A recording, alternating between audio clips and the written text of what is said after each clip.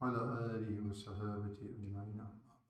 Alhamdulillah, we've now reached to the 13th halaqah, which is a milestone achievement, alhamdulillah. And we're still talking about the detriments of the tongue, afat al-lisan, and continuing with the discussion of ghiba, or that are known in English as backbiting. Mentioning your brother or sister something which they dislike in their absence. And what you're mentioning is actually true. And if it's not true, then it's called slander, and it's even more serious. So we've talked about that in some more detail. And today, we want to finish up, tonight I should say, we want to finish up the last sort of comments on this issue. So,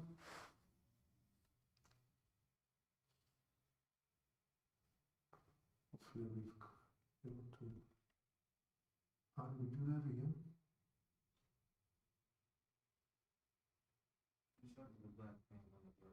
Huh?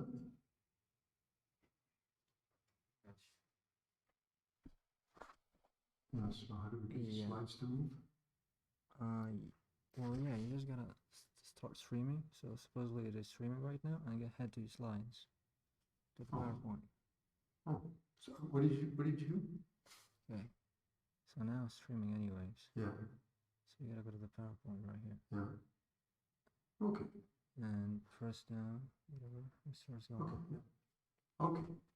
So again, sorry folks, my generation is not the tech savvy one, so I always need to look around. What I usually do is I look and see who's the youngest person around. They're usually the person who's the most. Okay, so now here we have a very interesting and a very delicate topic. Ghiba by ill thoughts of others. So what is ghiba that we actually say on the tongue? And that's the most serious. And then another ghiba is not actually we express on the tongue, but we, feel it in the heart. There's also a kind of a ghiba. It's also kind of a backbiting that we're doing, in and of ourselves. So ghiba of the heart, in other words, it's unsubstantiated thoughts of one's fellow Muslim sisters. So we start thinking, ill thoughts. And we say this in Arabic, dhann as-su.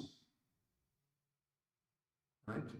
يا أيها الذين آمنوا اجتنبوا كثيرا من الظن إن بعض الظن إثم. So you people who have iman, so abstain from much of ill thought, which is not substantiated. إن بعض الظن إثم. And unsubstantiated ill thought about a Muslim is a sin. It's a grave sin. So we have to be careful, not even just what we speak, but even what we think. إن السمع والبصر والفؤاد كل ذلك. Our hearing, our seeing, even our thinking, what we let sort of boil on in our hearts and in our minds. So we're those fleeting thoughts which come and expel them. That's coming from shaitan and nafs, and that happens. No issue. In fact, if we'll expel those thoughts immediately, then we get reward for expelling those thoughts. But if we let them linger and we, let them sort of, play on, so now this becomes a sin. Okay, ill thoughts. So what do we mean by a thought? Thought which one's heart and mind is inclined towards, right? As I mentioned, if it's just a fleeting thought comes, a lot of times it comes from Satan. Sometimes our own nafs, tells us, various things, but we don't allow that to, we're inclined towards that. Now we're talking about, we hear something, we see something, we get a feeling, and now we start inclining towards that thought without evidence to substantiate that it's actually fact. Okay. So we're not permitted to think ill of any Muslim unless and until, except if it becomes manifest, there's no other possible explanation. Like somebody pulls out a gun and shoots, another person. I mean, there's no way that we can sort of look for an alternate, explanation for this. I mean, the guy shot the man in cold blood murder. So otherwise, for example, we see a Muslim lady, at 2 o'clock in the morning walking down the street, maybe walking down Sunset Boulevard. what is his sister doing here at 2 o'clock in the morning on Sunset Boulevard? This looks pretty, you know, oh, she must be so and so and so and so and so, right? But we didn't know that perhaps the sister at 2 o'clock in the morning, there was an accident or there was some emergency. She was now looking for anyone to help. Maybe she lives in that area. So we don't know, you know, to these assumptions which don't have substantiating facts. You know, we have to, you know, always look, you know, as we say, norsin one. We always look for a positive explanation for things as far as possible. That's what we're, you know, supposed to do, rather than, you know, trying to weed out all the shortcomings and faults of others. Now, suppose some trustworthy person informs you of something of that nature, you know, something that, you know, we don't know, but we haven't substantiated. That person himself, we, you know, we consider that person an extremely trustworthy person. We believe what he says. So somebody comes and tells us something about so-and-so for whatever reason, and we're going to talk about later what are the reasons in which that's permissible to do also. So if we're inclined towards believing him because he's a trustworthy person and we found him, you know, to be truthful in the past, so in that case, we would be excused or justified, as we say in the Arabic, ma'dhur. We have an udhr, we have a justification or an excuse. Because now if we refute that person, that's, you know, they came and said such and such about so-and-so. So if we refute him, then we're actually having an ill thought about him. So it's either we have an ill thought about him or we have an ill thought about the one he was talking about, you know. So either one of those is not a tenable solution. We say in the Arabic, hadani amrani ahlam mamur. These are two issues. The sweetest of the two is also bitter. Right? So to think positively of one of them and negative of the other is also improper. So what do we do? Therefore, we have to investigate. يا الذين آمنوا إن جاءكم فاسق بنبأ فتبينوا تصيبوا قوما بجهالة فتصبحوا على ما فعلتم نادمين. You know, if somebody comes to you with some, you know, he did so and so, she did so and so, that happened. So tabayyanu, investigate, find out, you know, search out the facts. Otherwise, you may, you know, inadvertently cause detriment to people. You know, you will, when you come to find out, manifest, you know, the harm that you know, unjustifiably caused. It's going to be severely detrimental to you, and you'll be very sorry about that in this world and the next. So investigate. Now, one of the things that we need to look at is somebody says something negative about somebody else and tries to, you know, substantiate that this person did this, he said that. Is there any animosity between these two parties? Is there some jealousy? Is there any issue? Because this would, you know, there might be some underlying cause which actually is motivated, you know, this type of behavior. So we have to look at that. So bottom line is we don't, you know, we don't substantiate it, we refute. As we say in tawaqquf, we put it on hold until we find out the facts in the matter, just like any investigation in any case. Okay. If an ill thought towards a Muslim appears, one should increase in one's defense and consideration for that person and extensive dua for him. So what is he saying here? What is being said here? Suppose we get an ill thought and then we catch ourselves. Oh, I'm thinking evil, I'm thinking wrong, I'm thinking bad of this individual. So now we should increase, as an expiation for that, we should increase in mentioning that person is good, or at least thinking, no, he's got these good qualities, she's got that good qualities. Now this was really wrong. It's quite the opposite. Okay, and make a lot of dua for that person. So that's an atonement, an expiation, you know, for that kind of thought, which perhaps we might have harbored. So now, what is said by the ulama, they said that this will draw the envy and ire of shaitan and repel him. You won't plant such feelings in your heart. Right? For the fear that that would increase your prayers and deference towards that person, and that's the opposite of his objective. which is going to be, more detrimental to him than the original riba, right? So, it's like Satan, among his, tricks, his bag of tricks are quite extensive. He's got a trick for everybody. And therefore, the ulama have written books on this subject. So, something was written in some of the books was that there was a fellow that was very punctual in tahajjud. So, Shaitan made him sleep. He woke up at Fajr, maybe even after Fajr. Oh. So he was so taken aback by this. He spent the whole morning, and the whole day crying, and offering more and more nawafil, more extra prayers and more long prayers and dua, and perhaps giving sadaqah, and because he missed, that amal of his, that activity that he was so particularly punctual in. So now the next night, at 2 or 3 in the morning, whatever. So Shaitan wakes him up. Come on, get up, pray your tahajjud. Shaitan is waking him up and telling me to pray tahajjud. What's the deal? He said, look, your tawbah and your istighfar yesterday, that broke my back. I'm not going to let you do that again. You keep offering your tahajjud. Do that. So Satan, if he can't stop us from this, then he'll engage us in another activity which would perhaps be, less detrimental to him or of a less step. He can't take us out, at least he wants to bring us down. So this is perhaps an expiation for that, strategy, if you will. Okay?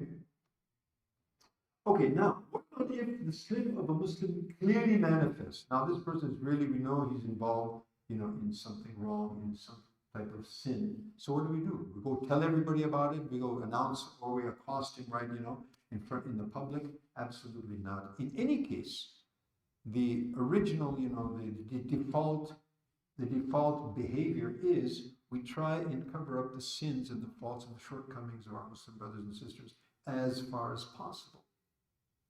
Even the hudud, these severe punishments that are meted out, in Islam, they require almost impossible substantiation. To actually substantiate that someone committed adultery, it's almost impossible. There's no Muslim that's going to allow 4 people to witness the actual act taking place. And that's what's required. And if only 3 people give this witness that they actually saw the actual entrance of the male into the female. If they've seen this and the 4th says, I don't know, maybe, I'm not sure, all 4 of them are going to be given 80 lashes. These people in the eyes of, so the whole concept of this type of crime, which is between the person and Allah subhanahu wa ta'ala, the default situation or positioning is covering those faults. Sitr. Allah subhanahu wa ta'ala is sattar. He's the one, he covers the fault. If Allah subhanahu wa ta'ala opened up, opened up the can of worms that we're all carrying, then who would even, look at us? Every one of us. We have so many things that Allah subhanahu wa ta'ala has, concealed and he's not revealed. And that is the quality of Allah subhanahu wa ta'ala. And so we are instructed to take on the characteristics of Allah subhanahu wa ta'ala as we are mortally possible. Allah subhanahu wa ta'ala's characteristics are, of course, infinite and according to his grandeur. Allah subhanahu wa ta'ala is merciful, so we should also show mercy. Allah subhanahu wa ta'ala is kind, we should also show kindness, etc. So Allah subhanahu wa ta'ala is sattar, he covers up the sins, of his creation. So we should also, do our utmost to, perpetuate the same. So if we find that, so as we mentioned in the khutbah today, that Nabi alayhi salatu wasalam mentions that unsur akhaka zaliman wa madluman. Help your Muslim brother if he's oppressing or he's oppressed. So somebody said, Ya Rasulullah, okay, if he's oppressing or he's oppressed, then obviously I'll come to his assistance. But what if he's the oppressor himself? Then what? So then stop him from his oppression. That's how you help. So what do? If we find a Muslim that is actually involved in, he shouldn't or she shouldn't be involved in, what do? We affectionately and lovingly, and hopefully that person, and pray for the person that Allah, let this person come on to guys, and then counsel them in private, not in public, right? So this is very critical. And there's, because you can counsel someone in a very negative way that's going to be counterproductive. If you show your affection and your concern for this person and your your well-wishingness, if you will, so it's going to be, much easier for that person to digest and accept what you're saying. Okay. Now, the outcome of ill thoughts also leads to something even, as serious or more serious. So just, وَلَا تَجَسَّسُوا, the same ayat. اجْتَنِبُوا كَثِيرًا مِنَ الظَّنِّ. Leave most of this, ill thought, and this otherwise substantiated, beyond a shadow of a doubt. In the bottom of the ithm. It's much of this ill thought is absolute sin. وَلَا تَجَسَّسُوا, and don't spy and probe into the lives of other people. This is the exact opposite. We don't put in cameras and, surveillance and see all these things. I'll tell you an interesting story. So in Pakistan, where I lived for several decades, so I established a business over there as well. So in that business, we tried to develop a business model on Islam, which ultimately became a whole business model, which is called a business model. You can also see that, you can Google that. We have an organization which is now a trust, and it serves to, facilitate Muslim business people to make their business actions and transactions and activities acts of worship rather than just making money, which is what we're supposed to be about. In any case, so we have this model, we're trying to make it, like that. And so I had two other partners in the business. And because of certain situations that, unfolded, so the suggestion came that, we need to actually have surveillance cameras. We have people coming in, suppliers coming in, this and so I never liked the idea, I said, I don't think that's a good idea. Anyway, they prevailed on me, and then finally said, okay, go ahead. So they put in the cameras. Now we have an individual, actually the company's still going. I've retired from that company, but the company's still going. It's called Al Khair. You can see we're the first company in Pakistan to produce these vacuum-packed miswaks. Have you ever used the miswak in the package? Vacuum-packed miswak, yeah. So we were the first people to do that in Pakistan. In any case, so one of this individual, he's illiterate, by the way, but this fellow's been with us from day one. And this was like, I don't know, 10, 15 years on. So this brother came to me. And they in Pakistan, they call me Shaykh Saab. Saab, okay. He said, Shaykh Saab. He said, what? You don't trust us anymore? That just hit me like a bomb, Get these cameras out now. Get them out. Really, so what did this one is telling? People have iman. We have to have a good dhan. So we're putting cameras up and surveilling everybody. I'm not saying that this is not jaiz or you can't do it, and the situations are different. There's different situations. But the fact of the matter was that I'm trying to build an environment and a culture of trust, and I'm putting up surveillance cameras. So what does that tell? We want to build an environment of trust, and I put up surveillance. It says, no, not really. I don't trust you. Therefore, I'm surveilling you. So this is not the spirit of Iman. This is not going to build trust. It's not going to bring hearts together. So having these, it starts with these ill thoughts, or maybe somebody's doing, So, la tajassasu. Yes, if we're certain and that there's something brewing and we've got very clear evidence, that's another story. But the general default mode is that we consider the Muslim trustworthy, honest, worthy of our respect and worthy of our trust, until he proves otherwise. You know what they say in criminal law here, right? What do they say? Innocent until? Yeah. But the default mode now for most of men, you're guilty until proven innocent. Perhaps in some cases that may be. In any case, with us Muslims, inshallah, we want to remain on that principle. Okay. As the heart will not be content, and why? Because this is the philosophy behind it. the heart will not be content with the mere thought. I think I could find out. So now you're going to go in and, phone, put in surveillance camera, do this, do that, and try and actually, uncover and unveil, these, or open up the can, the Pandora's box. Okay. So then the heart is going to be, wants to find out, and so it's going to engage, it's going to start spying, probing, and which is prohibited. Well, that's just